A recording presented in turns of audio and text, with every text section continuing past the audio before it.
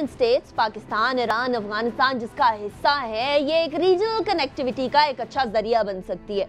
लेकिन डेफिनेटली बाकी ममालिक के लीडरान तो आए, अफगानिस्तान के अशरफ गनी साहब आना था, नहीं आए। और इसलिए नहीं आए क्योंकि एहतजाज एक तरह से रिकॉर्ड कराया जो कि रीजनल टेंशन पाकिस्तान अफगानिस्तान के बीच में चल रही है। इस हवाले से खालिद साहब, ये ECO के हवाले से डेफिनेटली एक पॉजिटिव कदम है, पॉजिटिव स्टेप है, लेकिन इसके अंदर बहुत सारी बातें रह गई जो करना थी। फॉर एग्जांपल, रीजन के अंदर कौन ज़्यादा मसला फैला रहा है या कौन अफगानिस्तान को उकसा रहा है पाकिस्तान के खिलाफ, पाकिस्तान से किस मुल्क के खुफिया एजेंसी के लोग पकड़े जाते हैं, ऑफकोर्स इंडिया के, वो चीज़ें हम शायद बोलना भूल गए या बोलना शायद इतनी प्रायोरिटी नहीं थी। क्यों? देखिए, ये ECO का जो इदारा है ये बहुत देर तक फ़ाल नहीं था। इसकी जो हाल ही में इसकी एक लीडरशिप समिट हुई है वो चंद लिहाज से बहुत मुनफरिद है। पहली बात तो ये कि दुनिया में ये तासुर कि पाकिस्तान डिप्लोमेटिकली जो है वो अलहदगी की तरफ जा रहा है, वो इसकी नफ़ी करता है। 4-5 मुल्कों के सदर, बाकियों के जो हैं heads of the adjective head आए, तो उससे तो एक ये बात ज़ाहिर हो जाती है कि पाकिस्तान अब जो पाकिस्तान की जोग्राफियाई अहमियत है उसके लिहाज से पाकिस्तान कभी भी तनहा नहीं किया जा सकता। एक तो इसकी ये अहमियत है। मेरे ख्याल में उससे ज़्यादा जो अहमियत है वो ये है कि देखिए, अब मगरब किसी ज़माने में मगरब और नॉर्थ अमेरिका दुनिया की इकॉनमी को, दुनिया के मामलात को कंट्रोल कर रहा था।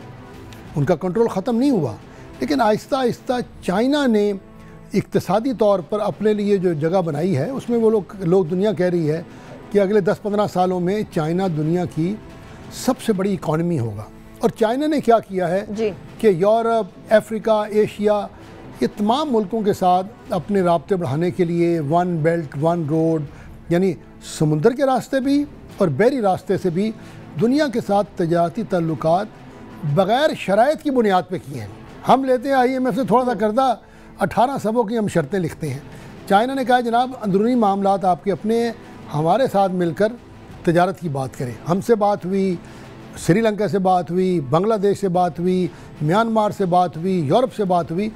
तो इस खित्ते के लोगों ने देखा है कि अब इनका फ़ायदा ये जो एक तजारती ब्लॉक बन रहा है जिसमें चाइना, ईरान, पाकिस्तान, कल को रशिया, सेंट्रल एशिया शामिल होगा, तो वो इस तजारती ब्लॉक से अलहदा नहीं रहना चाहते, इस तजारती ब्लॉक में शामिल होना चाहते हैं। इस समिट की असल हैसियत, असल जो मैं समझता हूँ अहमियत ये है कि इन तमाम मुल्कों ने कहा है कि हम CPEC को इस खित्ते की तजारत का एक बहुत अहम हिस्सा समझते हैं, और कल को वो शायद सारे बराह रास्त इसमें शरीक होंगे, क्योंकि गो के बिलवास्ता आज भी वो शरीक हैं। उन सब मुल्कों के ईरान के साथ बहुत मजबूत तजारती रवाबत है। तो ये ECO की अहमियत है कि आने वाले दिनों में इस खित्ते में ये तजारती रवाबत का हिस्सा बनेगी। दूसरी इसकी अहमियत ये खालिद साहब, वो आइसोलेशन की बड़ी बातें हो रही थी कि जी पाकिस्तान को आइसोलेट कर दिया है, हैशटैग बनाया गया बाकायदा, जी आइसोलेट पाकिस्तान।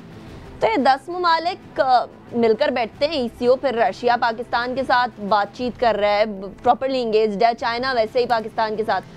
तो ऐसे में वो आइसोलेशन की बातें तो मुझे बड़ी धूल और मिट्टी में मिलती हुई नज़र आ रही। आपने दुरुस्त कहा कि पाकिस्तान ने जब से दहशतगर्दी पर काबू हासिल किया है और हमारी जो जोग्राफियाई हैसियत उभर कर सामने आई है, हम अब दरअसल दुनिया की इकॉनमी का एक बहुत अहम हिस्सा बनना जा रहे हैं। लेकिन जब हमें ये अहमियत हासिल होगी तो हमारे जो हरीफ हैं उनको ये अच्छा नहीं लगेगा। तो इस वक्त तो हिंदुस्तान और अफ़गानिस्तान खुल के मुखालफत कर रहे हैं, कौन जाने कल मगरब का कौन सा मुल्क भी इसमें शामिल हो जाए। और देखिए, किसी को नहीं पता लगता कि आज का दुश्मन कल का हलीफ था। आज से 30 साल पहले यही तालिबान थे जो कि वाइट हाउस में मद्दू किए जाते थे, आज उन्हीं तालिबान के ख़िलाफ़ ड्रोन मारा जाता है। तो क्या पता कल को अफ़गानिस्तान में ये तालिबान और किसी ख़िलाफ़ इस्तेमाल होंगे। तो ये हमारे ख़िलाफ़ ये एक मुहिम भी है, लेकिन अच्छी बात यह है कि हमने अपने इलाके को दहशतगर्दी से पाक किया है, और हम इस बात में बड़े मुसम्मम इरादा रखते हैं कि हम चाइना के साथ और चाइना के साथ दूसरे मुल्कों के साथ हम अपने तजारती रवाबत बढ़ाएंगे। हम अपने इंफ्रास्ट्रक्चर को मजबूत कर रहे हैं, हम सिक्योरिटी का इंतज़ाम कर रहे हैं। हमारी कमज़ोरी इस वक्त ये है कि सी पैक के जो इक्तिसादी मंसूबे बन रहे हैं, हमें अभी तक हमारे प्राइवेट सेक्टर को और हुकूमत को मैं समझता हूँ जिस भरपूर तरीके से उनसे फ़ायदा उठाना चाहिए, जिसे अंग्रेज़ी में कहते हैं अपना होमवर्क करना चाहिए। हमें देखना चाहिए कि सी पैक के ज़रिए हम कौन कौन सी इंडस्ट्री लगा सकते हैं, कौन कौन सा खाम माल या अपनी मसूआत चाइना भेज सकते हैं, चाइना के जो यहाँ पे मंसूबे लगेंगे उसमें हम अपनी शराकत को कैसे इंश्योर करें, ये हमारी कमज़ोरी है। लेकिन मैं समझता हूँ कि ये जो इश्यू की इसी जगह पर तो हुकूमत अपनी आवाम का मुकदमा नहीं लड़ पा रही कि बहुत सारे सिचुएशंस में चाइना इवन ईंटें सीमेंट तक चाइना से लेकर आ रहे हैं, जो कि यहाँ बहुत अच्छी क्वालिटी का मुयस्सर है, उसको यहाँ इस्तेमाल किया जा सकता है। बहुत सारा लेबर जो है वो चाइना से यहाँ लेकर आ रहे हैं, जबकि लेबर यहाँ भी मौजूद है और बड़े बेहतर तरीके से इस्तेमाल किया जा सकता है। तो वही तो शिरकत ही तो नहीं मेक श्योर कर पा रही हमारी हुकूमत कि हम लोग प्रॉपर सीपैक का हिस्सा हों। जब तक लोकल्स इन्वॉल्व नहीं होंगे तब तक सीपैक को किस तरीके से पाकिस्तान के लिए इकोनॉमिकली जो है वो एक गेम चेंजर कहा जा सकेगा। लेकिन चाइना ने पाकिस्तान में सरमायाकारी और पाकिस्तान की हिमायत का ऐलान करके मैं समझता हूँ एक दोस्त होने का फ़र्ज़ निभाया है, क्योंकि पाकिस्तान ने भी अपनी दोस्ती का फ़र्ज़ बड़े अच्छे तरीके से निभाया है। लेकिन इन हालात में हमें चाइनीज़ की सरमायाकारी की भरपूर हिमायत करनी चाहिए।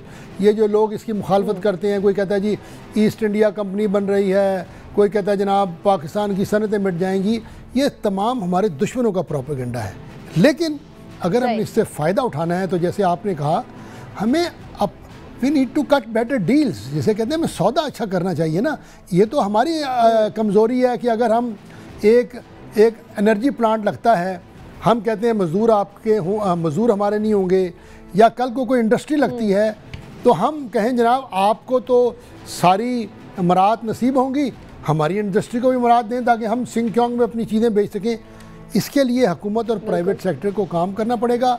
लेकिन बात यहाँ से शुरू हुई थी कि ये जो ईसीओ की समिट है, दरअसल ये इशारा है कि दुनिया पाकिस्तान और चाइना की उभरती हुई कुव्वत को देखते हुए चाइना के साथ तजारती रवाबत बढ़ाने के लिए बहुत मुश्ताक है, संजीदा है। और एक और बात भी याद रखिएगा, आने वाले दिनों में अफ़गानिस्तान में असर नफूज चाइना और रशिया का बढ़ेगा। अभी भी पिछले दिनों की खबरें हैं कि रशिया तालिबान के साथ बातचीत कर रहा है, और मैं समझता हूँ ये अच्छा होगा। अफ़गानिस्तान में जो आने वाले दिनों में सरमायाकारी है वो चाइना करेगा। चाइना रशिया मिलकर शायद तालिबान को मजबूर करें कि वो अमन मुज़ाकरात में शामिल हों।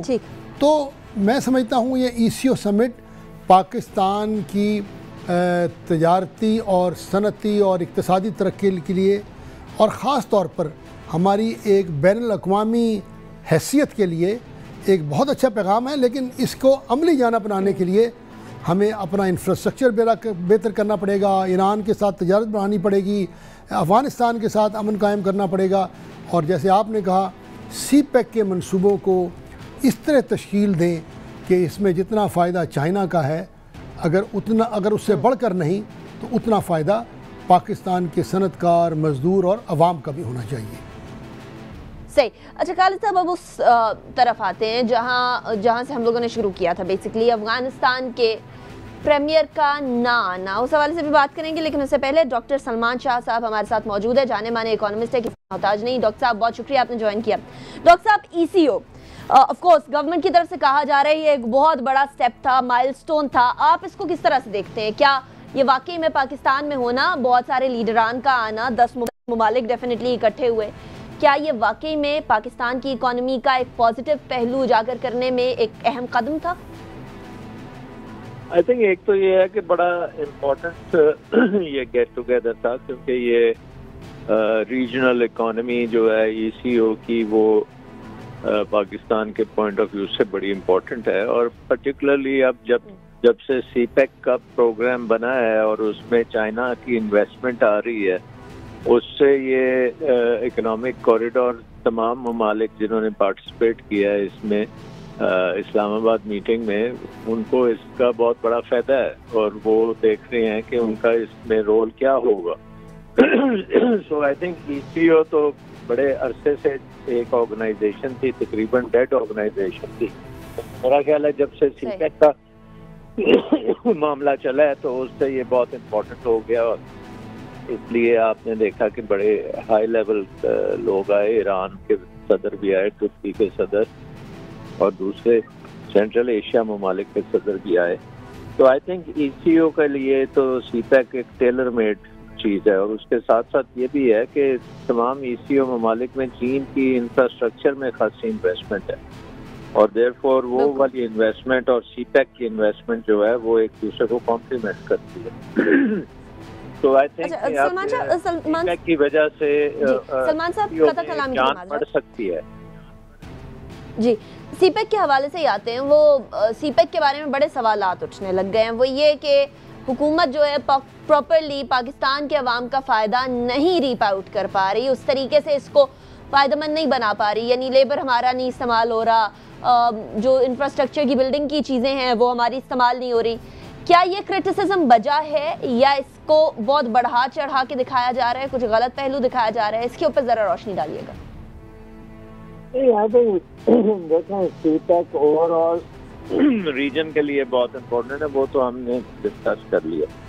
अब ये जो इशू है कि क्या पाकिस्तान की लेबर इसमें इस्तेमाल हो रही है, तो ये तो बिल्कुल पाकिस्तान की हुकूमत पे डिपेंडेंट है ना कि वो इस CPEC के मंसूबे के लिए कितनी तैयार थी और कितनी उसने लेबर को तैयार किया, कितनी पाकिस्तानी बिजनेसेस को तैयार किया, कंस्ट्रक्शन कंपनीज को तैयार किया कि इसमें हिस्सा लें।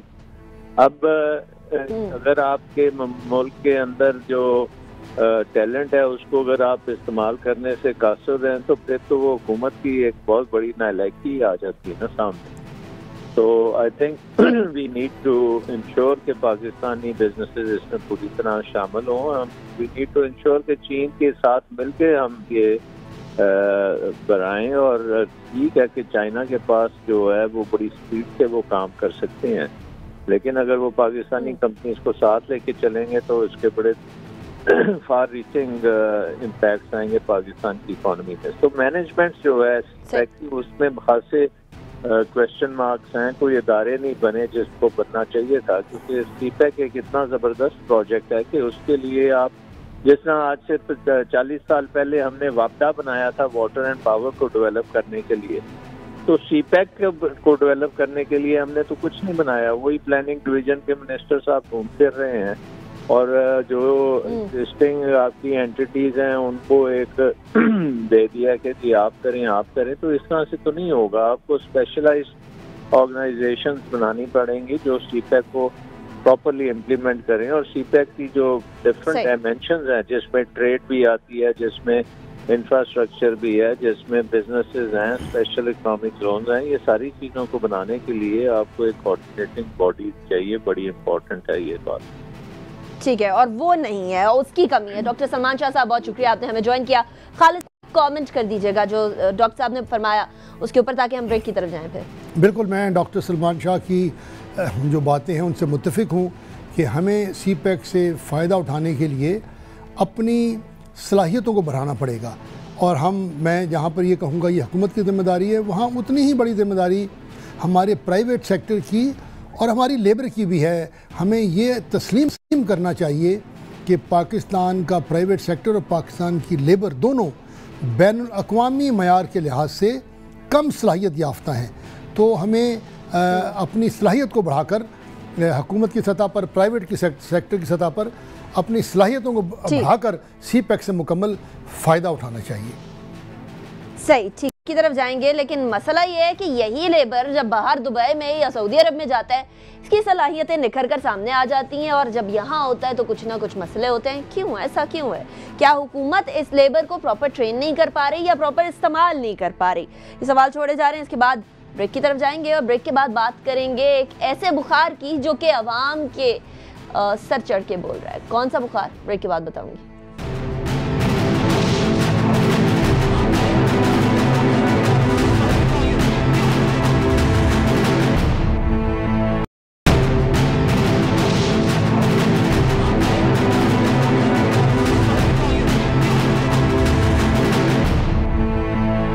बैक आफ्टर ब्रेक पे जाने से पहले एक ऐसे बुखार की बात की जो कि हर शख्स के सर पर चढ़ के बोल रहा है, और वो है PSL का बुखार।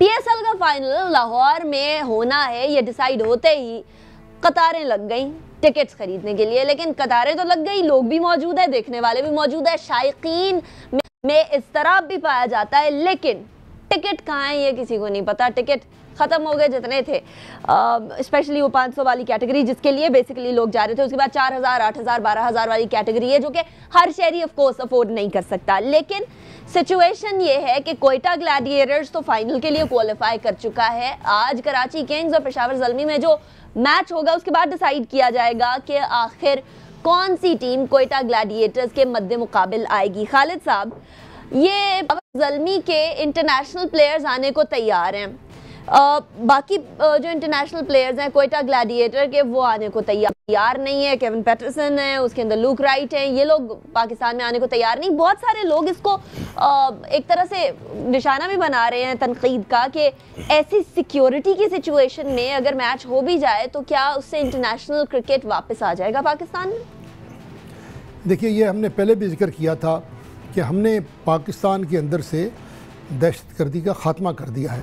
अब तमाम ये दहशतगर्दी पाकिस्तान की जो है ये बाहर से करवाई जा रही है और अल्हम्दुलिल्लाह हम उसको भी बहुत मजबूती से पकड़ सकते हैं। हमें ये मानना पड़ेगा कि पाकिस्तान में दहशतगर्दी का ख़तरा थोड़ा बहुत हरकत रहेगा, उसके बावजूद हमने अपनी सकाफ़त को उजागर करना है और हम एक बहुत बड़ी पुररौनक खुशियों वाली और आवाम की शिरकत वाली सकाफ़त के हामिल हैं।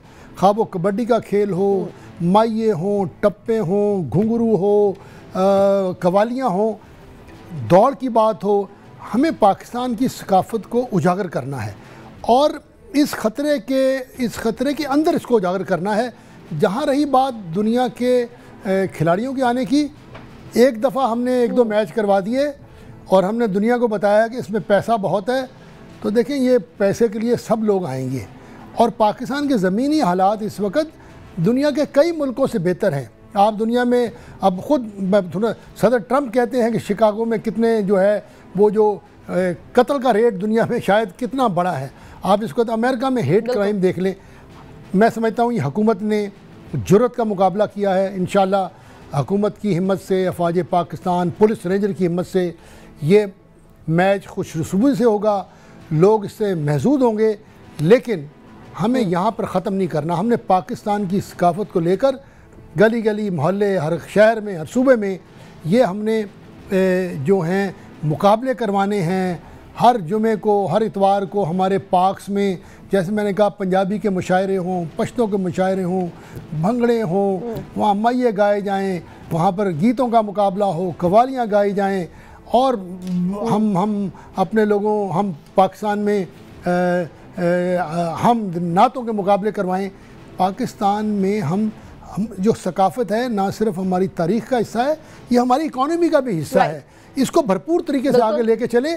आप देखिएगा लोगों को एक इसमें शिरकत का मौका मिलेगा, पाकिस्तान से उनकी मोहब्बत बढ़ेगी।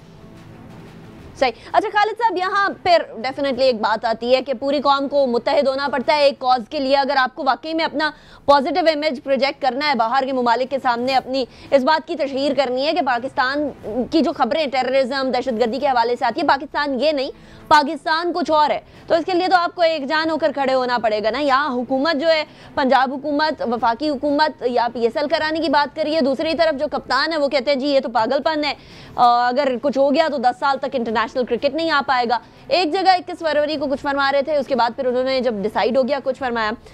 क्या ये रवैया दुरुस्त है? क्या ये नेगेटिविटी होनी चाहिए थी जो हमें इमरान खान साहब की तरफ से नज़र आई, या इसको पॉजिटिवली लेना चाहिए था हमें? देखिए, इस वक्त तो मेरे ख्याल में जब हुकूमत ने फ़ैसला कर लिया है तो सब लोगों को मिलकर हुकूमत को सपोर्ट करना चाहिए। कोई मशवरा है तो चलें, पीछे से आप इन कॉन्फिडेंस मशवरा दे सकते हैं, लेकिन इस वक्त ये वक्त तो PSL की मुखालफत का नहीं है, PSL की हमायत का। इंशाल्लाह ये मैच अगर कामयाबी से हो, इंशाल्लाह होगा, ज़रूर होगा, तो आप देखिएगा आने वाले दिनों में इसकी वजह से पाकिस्तान में बैनुल अक़वामी क्रिकेट के आने के जो इम्कानात हैं वो बहुत रोशन हो जाएंगे।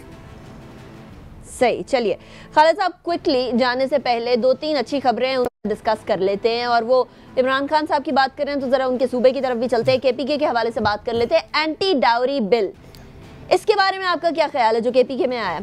मेरे ख्याल में KPK में जहाँ तक कानूनी इस्लाहात का ताल्लुक़ है तो उनके यहाँ बहुत सी ऐसी चीज़ें हुई जिसमें जो बच्चे स्कूलों में नहीं जाएंगे उनके माँ बाप को पूछ-गुछ की जाएगी। तो ये जहेज़ के ख़िलाफ़ जो बिल पास हुआ है उसमें तोहफ़े तोहफ़ की कीमत और शादी के जो सेरेमनीज़ हैं उनके लिए कम टाइम, जो कि पंजाब में पहले से लागू है। मैं समझता हूँ KP के अवाम और उनके सियासतदानों की एक बहुत अच्छी सोच का मज़हर है। पाकिस्तान में हमें ऐसे जो हैं इस्लाही कानून जो हैं और लाने चाहिए जिससे कमज़ोर तबके को तक़वियत मिले।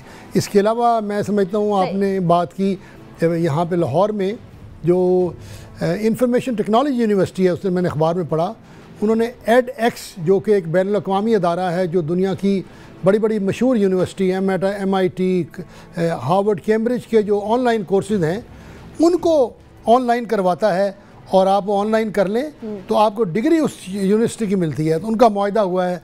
मैं समझता हूँ वो भी पाकिस्तान की जो आला तालीम है उसके लिए एक बड़ी अच्छी पेशरफ्त है। और मैं जो लोग इसमें शामिल हैं, ख़ास तौर पे जो इंफॉर्मेशन टेक्नोलॉजी यूनिवर्सिटी के लोग, उनके वाइस चांसलर, वो मुबारकबाद के मुस्तहिक हैं। सही।